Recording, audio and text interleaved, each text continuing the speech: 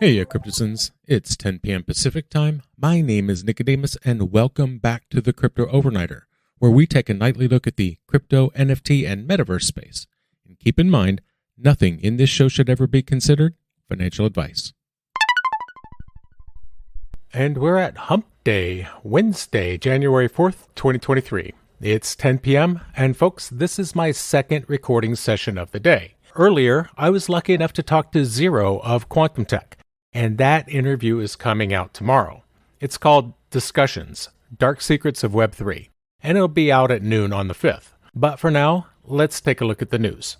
The U.S. government has created a task force to track down stolen user funds from FTX. The U.S. Attorney's Office is actively working on the issue and is putting in a lot of effort to respond to the FTX situation. So they set up this task force to try and find missing customer funds from FTX. They're also being tasked with any investigations or prosecutions related to the collapse. The task force will be handling the case involving Sam Bankman-Fried, the founder of FTX. This information comes to us from a statement by U.S. Attorney Damian Williams. Now, it's no big secret that Sam has been charged by the Manhattan Attorney's Office with wire fraud, securities fraud, conspiracy to commit wires and security fraud, money laundering, and violating campaign finance laws. Williams stated that the office was working hard to address the FTX situation and that everyone is working together on the issue. And so this task force will consist of experienced prosecutors from various units, including securities and commodities fraud, public corruption, money laundering, and transnational crime enterprise. It will also handle the investigation and prosecution of matters related to FTX. This task force will use its asset forfeiture and cyber capabilities to track down and retrieve the billions of dollars of missing customer funds. In December, FTX's new management hired a financial advisory company called Alix Partners to locate the missing digital funds. The U.S. Attorney's Office started investigating FTX's collapse shortly after the company filed for bankruptcy on November 11th. Now, they're known for prosecuting cases that involve breaking federal laws. They also investigate crimes, quote, even when the conduct arises in distant places. FTX and several key executives, including Sam, co-founder Gary Wang, and former CEO Caroline Ellison, had been based in the Bahamas since September of 2021. This is where many of the alleged crimes are believed to have occurred. On January 3rd, Bankman-Fried pleaded not guilty to the 8 criminal charges related to FTX's collapse. Those charges carry a total of 115 years in prison if he is convicted. Last month, Wang and Ellison pleaded guilty to federal fraud charges in connection to the collapse of FTX. And so it is with that as a backdrop that the Federal Reserve, Federal Deposit Insurance Corporation, and the Office of the Comptroller of the Currency released a joint statement warning banks about the risks of crypto assets and how they plan to manage those risks. On January 3rd, the 3 regulators released a joint statement about the challenges faced by the crypto industry in 2022, as well as the efforts to ensure safe and sound banking practices. The agencies stated that it's important to prevent risks related to the crypto asset sector from affecting the banking system.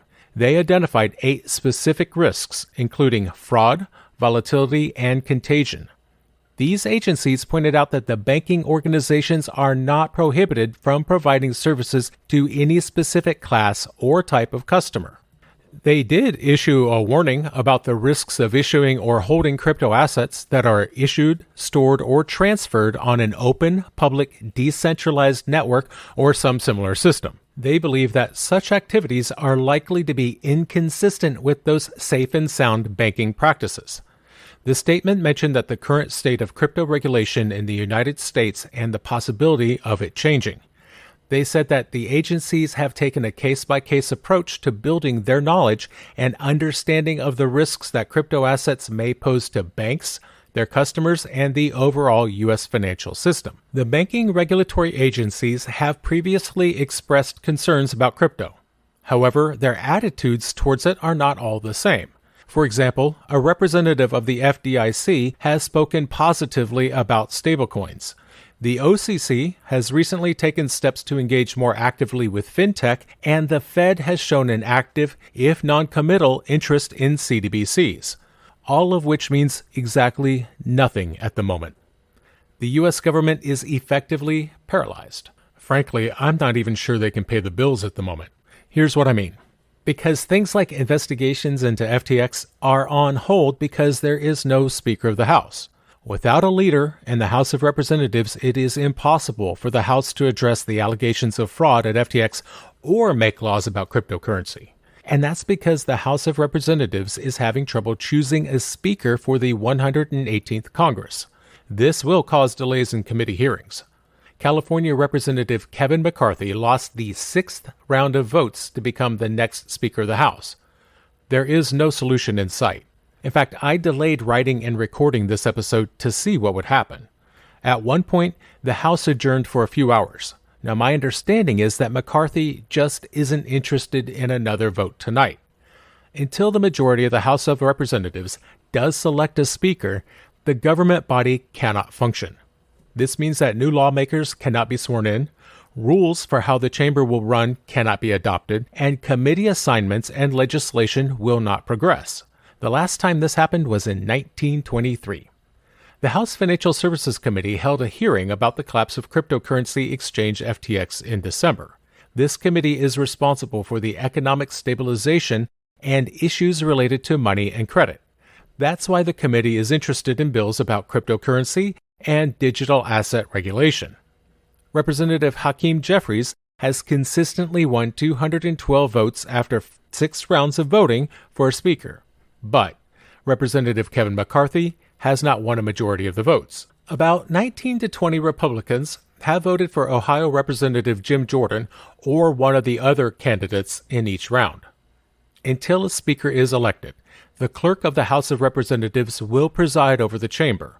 However, the clerk's duties are mostly administrative, so this is unlikely to result in policy decisions.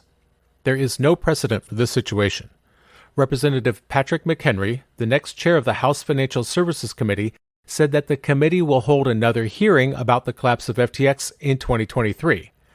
The U.S. Senate began swearing in lawmakers on January 3rd. So now let's take a look abroad, specifically at Israel, because the Israeli Securities Authority has suggested a framework for regulating digital assets.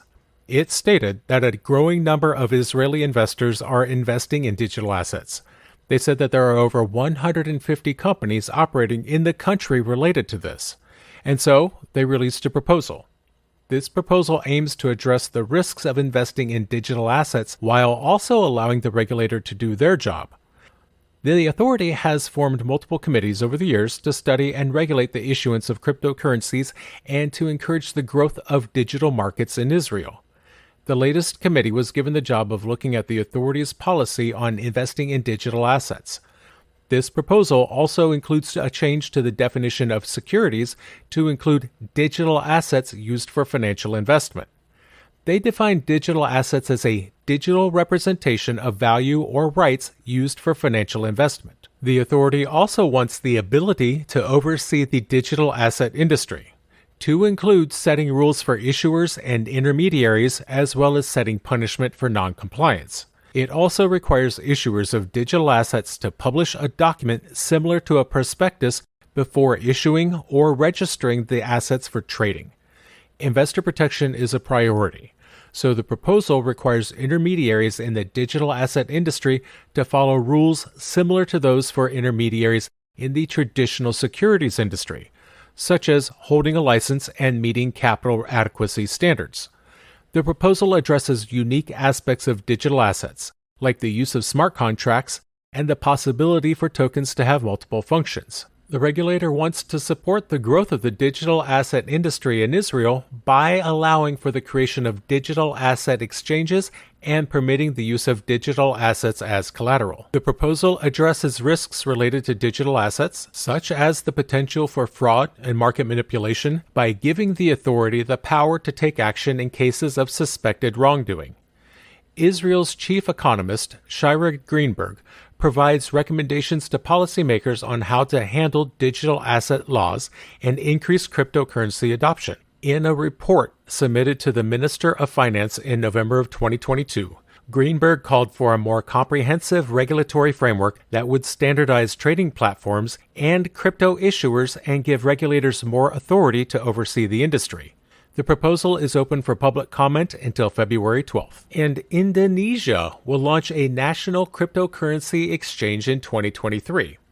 This platform will be part of a plan to transfer regulatory oversight from the Commodities Agency to the Securities Authority. They plan to launch a cryptocurrency exchange in 2023 as part of its reform of crypto regulation. The exchange will be created before regulatory power is transferred from the Commodities Agency to the Securities Authority. On January 4th, the head of the Commodities Futures Trading Regulatory Agency of Indonesia said that a cryptocurrency exchange should be established this year. This is part of a wider financial reform effort that began in December of 2022. As part of the reform, the Financial Services Authority will take over cryptocurrency oversight from the commodity-focused agency BAPETI in the next 2 years. The Financial Sector Development and Reinforcement Bill was passed by the Indonesian House of Representatives on December 15th. This will become the main legal reference for the financial service sector. Sumintu Sastrowitu is the head of financing and risk management at the National Finance Ministry. He explained that the shift of authority from BAPETI to the FSA, which was cemented by the bill, was necessary because crypto assets have become quote, crypto assets have become investment and financial instruments, so they need to be regulated on an equal basis with other financial and investment instruments. Now, this is a big change for them, because in 2017, Indonesia banned the use of cryptocurrencies for payments. That said, trading in digital assets has mostly remained legal in the country. In early January, the head of the Commodity Future Trading Regulatory Agency of Indonesia announced that the value of cryptocurrency transactions in the country had decreased by half in 2022. It went from 859.4 trillion rupiahs to 296.66 trillion. That's 55 million US to 19 million. In December, the governor of the Bank of Indonesia announced the release of the conceptual design for a digital version of the rupiah, which is Indonesia's fiat currency. Now from Indonesia, let's take a look at India and their tax situation. Because a research study showed that Indians have moved over $3.8 billion to foreign exchanges since the implementation of crypto tax rules. This study also stated that India's cryptocurrency industry is struggling due to the current tax system. Heya Center is a think tank based in New Delhi. They put out a research study after India announced strict cryptocurrency tax rules on February 1st, 2022. This study found Indians moved more than $3.8 billion in cumulative trading volume from local to international crypto exchanges. From February to October 2022, a total of $3.852 billion was transferred. The report stated that within 6 months of the current financial year, over $3 billion in cumulative volume was moved offshore. This report is important because it shows the financial impact of India's cryptocurrency tax policy on domestic exchanges. The government of Prime Minister Narendra Modi announced a 30% tax on crypto profits and a 1% tax deducted at source on all transactions on February 1st of last year. The 30% tax took effect on April 1st, and the 1% tax deducted at source took effect on July 1st. The report from the Heya Center found that domestic exchanges lost 81% of their trading volumes within 4 months of the 1% tax being implemented. Other studies have shown that India's cryptocurrency traffic decreased when the government implemented its tax policy. But this report also predicts that centralized exchange businesses may no longer be viable in India if the current situation continues. The report stated that the current tax system is likely to have a large negative impact on tax revenues, as well as decreasing the traceability of transactions. Now, this goes against the goals of the current policy. It also predicted that the current tax architecture may result in a loss of approximately $1.2 trillion in local exchange trade volume in the next 4 years. The report said that India's virtual digital asset industry is struggling under the current tax system. and that under the current structure, it is likely that almost all Indian centralized virtual digital asset users will move to foreign exchanges. The researchers suggested that the tax deducted at source be changed from 1% to 0.1%. Sounds fair to me because that would make it the same as the securities transaction tax. They also suggest allowing people to write off losses. They also recommended progressive taxes on gains rather than a flat 30% tax. Taxation is especially important to India right now because of their account deficit of $36.4 billion.